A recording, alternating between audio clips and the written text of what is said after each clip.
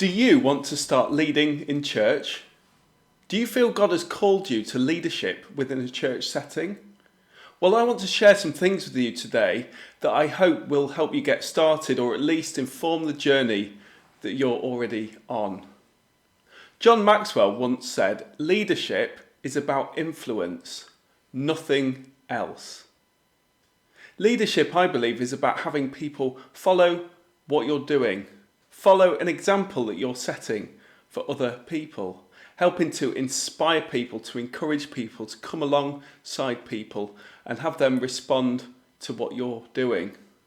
One of the things that I learned quite early on in my journey in church leadership is that leadership simply isn't something that can be bestowed upon someone. You can give someone a title, but it doesn't make them a leader. Leadership can be recognised, but it can't be mandated. Leadership really needs to be earned and proved over time. And I believe that the proof of a good leader is often found in the quality of the people who are choosing to follow them. Let me ask you a question.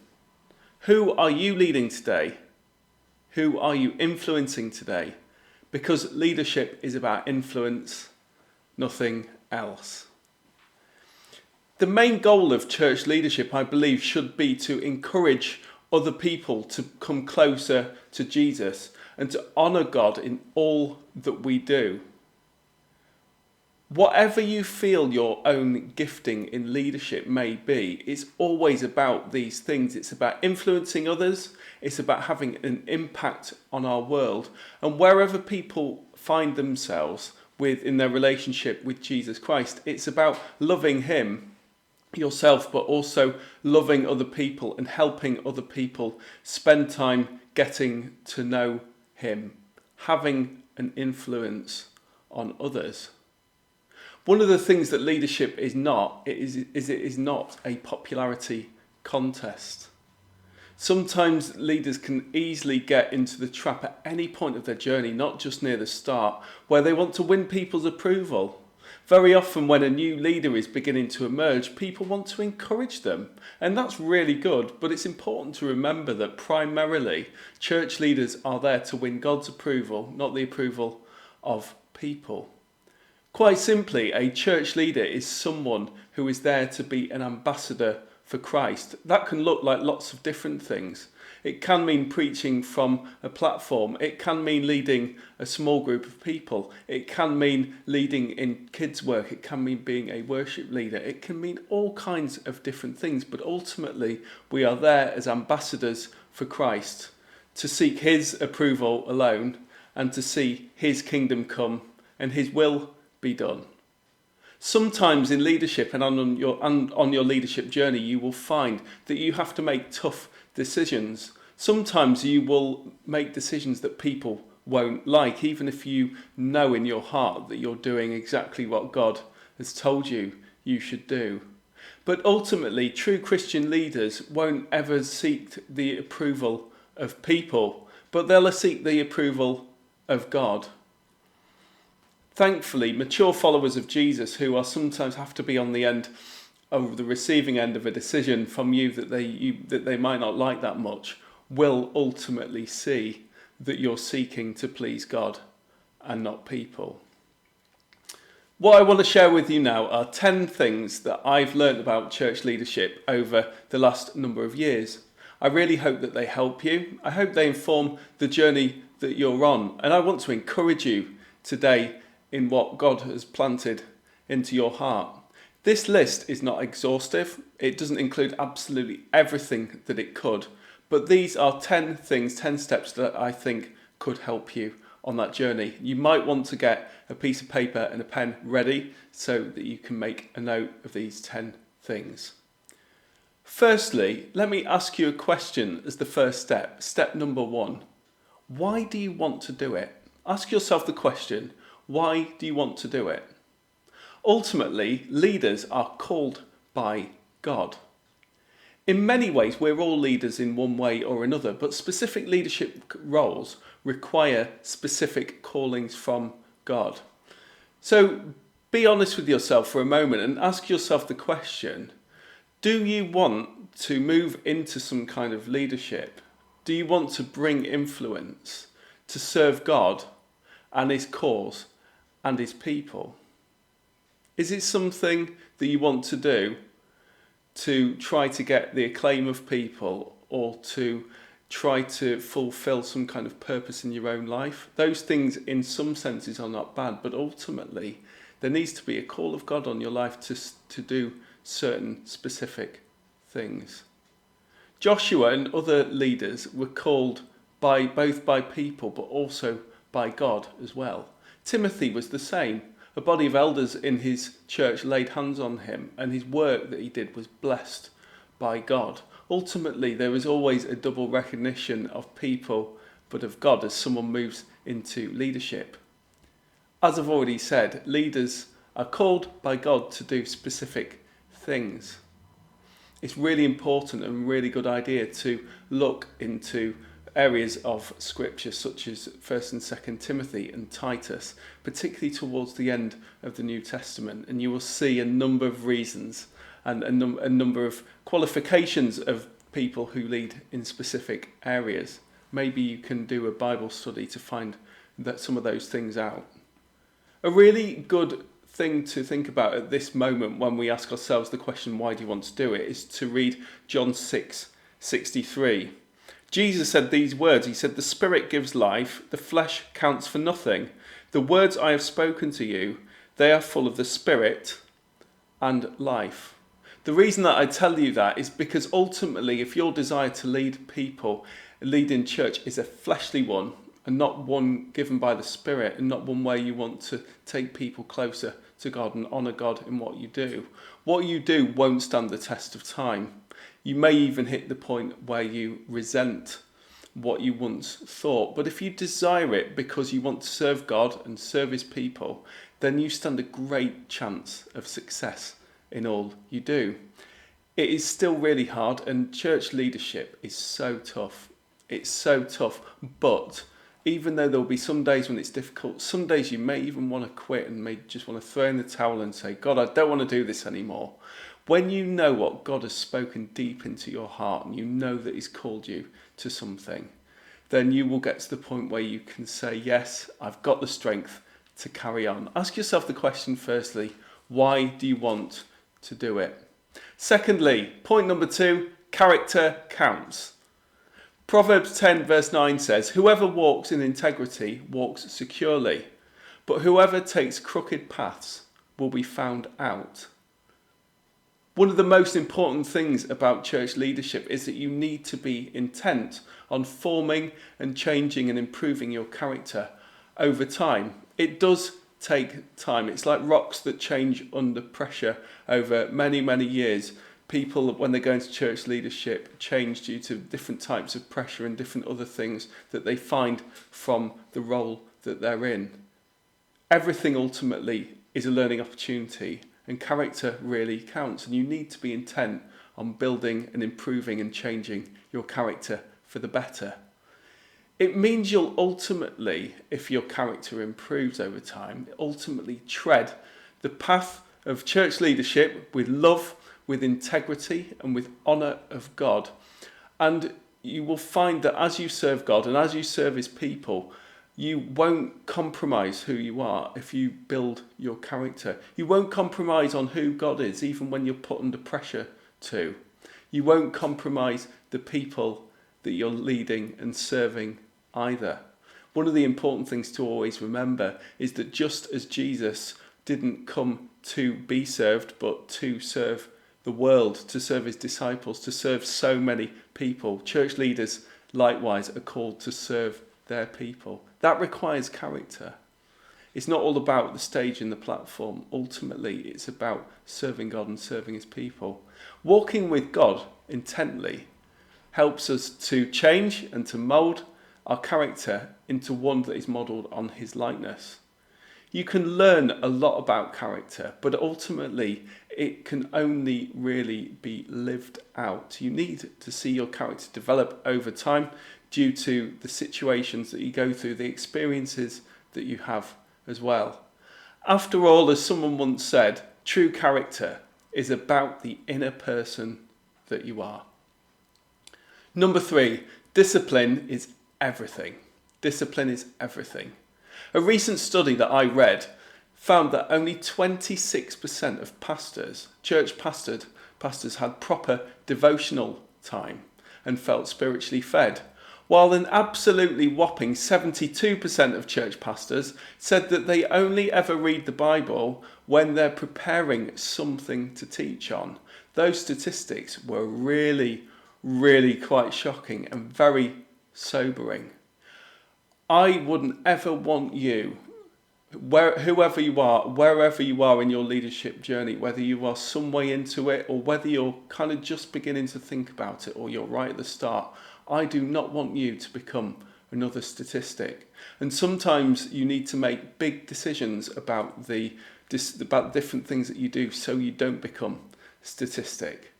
One thing to always bear in mind is that discipline is important, but before you were ever called into being a church leader, you were a son or a daughter of King Jesus, a son or a daughter of God.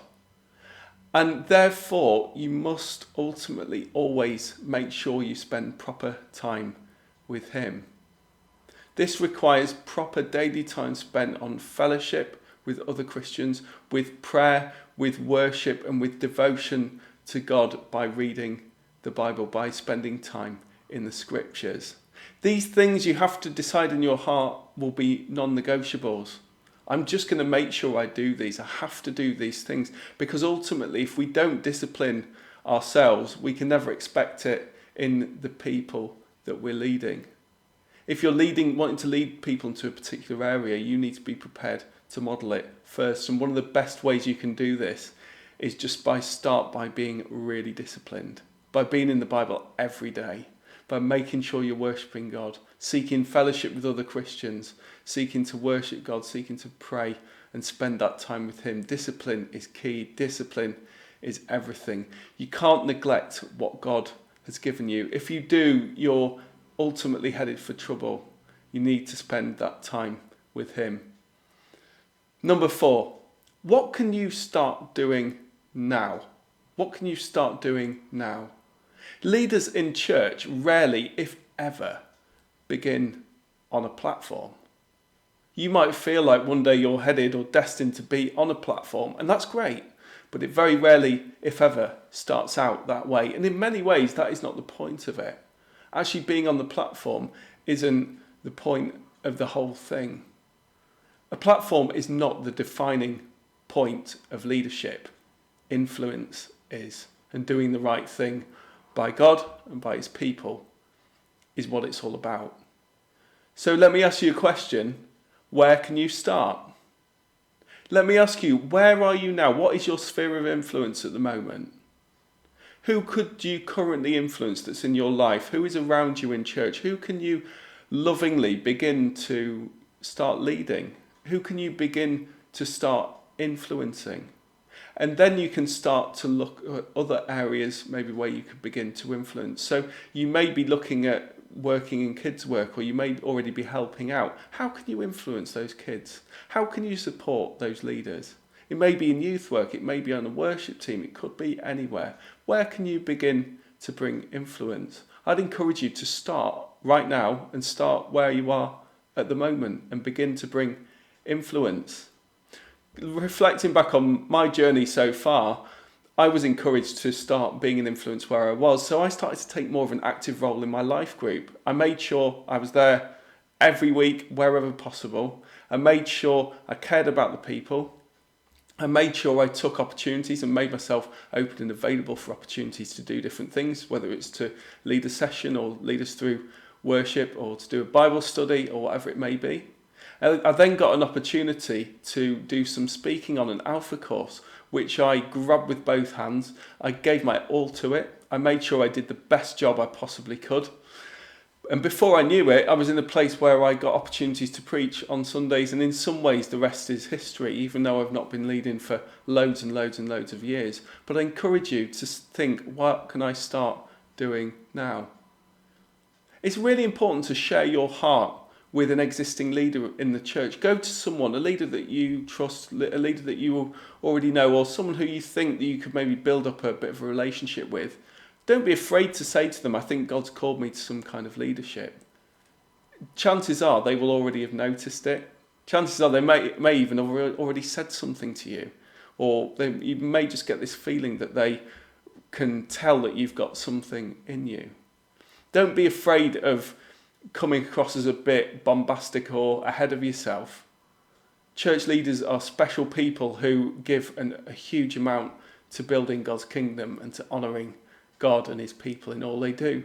So feel at liberty to go to someone and say, hey, I feel like I'm called to church leadership. What can you help me with? And how can I grow and move forward? Number 5, take every opportunity to grow. My dad once said to me many years ago that when he first moved into church ministry, he took every single opportunity that he could in order to develop and hone what God had already given him, but also to love God in what he did and to bless other people. He used to travel for miles sometimes just to preach to very small groups of people. Sometimes the gift he was maybe given for doing it barely covered his petrol money, but that's not the reason he did it. He did it because he wanted to be open, he wanted to be available, and availability for leaders is key. If you can take every opportunity you can to grow, then you can see your leadership grow and develop. The more you give to it, the more you'll get out of it. I love to practice what he told me now, and when I get an opportunity, I love, if I can, to grab it with both hands and give my all to it. You should be wise. You shouldn't take on more than you can do, and you know what you're capable of, even when you're kind of pushing yourself to your limit. But one of the things for you leaders who are really beginning to grow up, particularly to the younger ones among you, is that if you really commit yourself to it, your stamina will grow and develop over time. Things that might be difficult now will become easier with practice, and you'll find that as you get a little bit older, the things that used to take up a lot of time or energy become easier. As you begin to take opportunities, God and people around you will soon see your heart if you're making yourself available. After all, Woody Allen once said that 80% of success is just showing up. If you can be available and take every opportunity to grow and be present in every moment that you're in, you will soon find that people begin to follow your lead and follow the influence that you're setting. Number 6, be accountable to God, to peers, and to a pastor. Accountability isn't something that people always like to think about, but in church leadership is absolutely non-negotiable. Accountability is so important because it protects people around you and it protects you as well. This is one of the reasons why it's so helpful when you can work with other people in teams of 2 or more, because it allows you to be accountable to one another. Sometimes it actually helps one another from falling and from going into a situation that you really don't want to find yourself in. So stay accountable to God in your relationship with him. The Holy Spirit will convict you if you're maybe going down a path that you shouldn't be going down, or if you're not giving your all to it. But I'd encourage you as well to get yourself a buddy, get yourself someone who is kind of at your level, like a peer-to-peer person, not someone who is so much just like going to stand over you, but someone who is going to be very much on the same wavelength as you, someone you can talk to and they can talk to you as well. Having a peer is really important, but also that I'd encourage you, even all church leaders, get yourself a pastor as well. Get you someone who you can talk to about your spiritual needs, who you can be accountable to at a personal level, at a heart level, someone who can help share some of the burdens with you as well. Number 7, manage your time well and keep the main things the main things. Leadership in church, whatever you're doing, is really demanding. Really demanding. And there will be times when you have to make sacrifices, or you have to shift around your diary, or you have to say no to certain things that you might really want to do in order to be able to fulfill what you've promised people you'll do. There may be times when if you were going to preach on a Sunday, or if you were going to do some prep for an important life group session, but the night before when you're due to be prepping, someone may give you another offer, but you may have to say to them, actually, do you know what, I'd love to, but I need to give myself to that right now. Or you might occasionally have to say to your wife or husband, if you're married, or to your children, I'd love to spend this particular evening with you, but I need to compensate for that another day. I need to give myself to this. Sometimes you need to make your time flexible and malleable, but if you manage your time well and keep the main things, then it will be okay. There are big sacrifices to make in church leadership, but God has not called you to destroy or harm your friendships, your marriages, if you're married, your relationships with your children, if you have children, or other things as well. It's important to give time to those things as well, to keep a healthy rhythm in all you do. So many church leaders report poor relationships. So many church leaders go through divorces. So many church leaders' kids end up out of church, not walking anywhere with God. And a lot of the reason often comes because church leaders are giving themselves much more to the church than they should be their family or to their friendships and things like that. It's really important to keep the main things, and make sure you focus your time on those things as well, so that you can be a good husband, a good wife, a good parent, a good friend, a good son, a good daughter, or whatever it may be. Number 8, keep learning and keep growing. I've often heard it said that leaders are readers and leaders are learners. Simply, I would encourage you not to neglect keeping up on new trends, on new and current practices. Keep your knowledge of the Bible growing. I'd encourage you to read good Christian books, to listen to podcasts and sermons as part of your ongoing routine. This will actually inform what we're already doing. It will stop us ever getting stale. It will keep things really fresh. I encourage you to stay inquisitive. When you hear of things that you don't really know the answers to, stay inquisitive. Ask questions of people. If you can try to make sure you spend time with people who are further along that leadership journey than you, then you will have an opportunity to ask questions and to keep moving forward in what you're doing. Whatever you do, just keep learning, keep growing, keep moving forward. Number 9, keep assessing and keep reflecting. Sometimes church leaders duck out of honest assessments and honest reflections of things because they're scared it may harm what a really good job that they've done. But ultimately, it's really good when we can just take the time by ourselves, but with other people as well who are in there with us, to actually ask big questions of them and say, how do you think I did in that situation? How do you think I'm moving forward and progressing as a leader at the minute? What things do I need to do more of? What things do I need to do differently? You can ask yourself these questions, but you can also ask other people who you know and trust and are in there at the coalface with you, people who will answer you in love, people who will just want to see you move forward in what you're doing. Be open to loving help. And finally, number 10, rest secure and sleep well at night, knowing what God has called you to. 1 Corinthians 3:6-7 says this: I planted the seed, Apollos watered it, but God has been making it grow. So neither the one who plants nor the one who waters is anything, but only God who makes things grow. Sometimes we can fall into the trap in leadership where we think that we have to be completely and utterly judged on the success of everything, the success of whether or not someone shows up to church on Sunday, how much somebody's progressing in their walk with God. But ultimately, all God has called you to is to get the conditions right, to provide the spiritual nourishment that people need, and to provide the environment that people need so that they can flourish. After that, rest easy, because the growth is about God. But ultimately, if you're getting those things right, you will see success. There will be disappointments. There will be failures along the way. But ultimately, you will be doing what God has called you to do. And you will discover along the process who God has created you to be. I really do pray God's blessings on your leadership journey. And I encourage you again to speak to someone who's already doing the journey, particularly a pastor or someone in church who's already leading, so that they can help you, so they can signpost you in the right directions, and so you can move forward in your leadership journey. And may God bless what you're doing.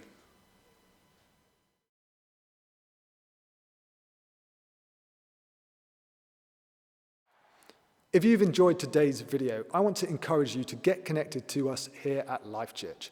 We've created what we're calling The Journey, and The Journey is a great place for you to go and be equipped, encouraged, and resourced as you go out on your own personal journey of discovering who God created you to be.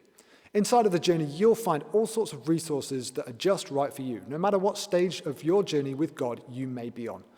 We'd encourage you to get connected to us via the link below and take this opportunity to grow in your journey with God.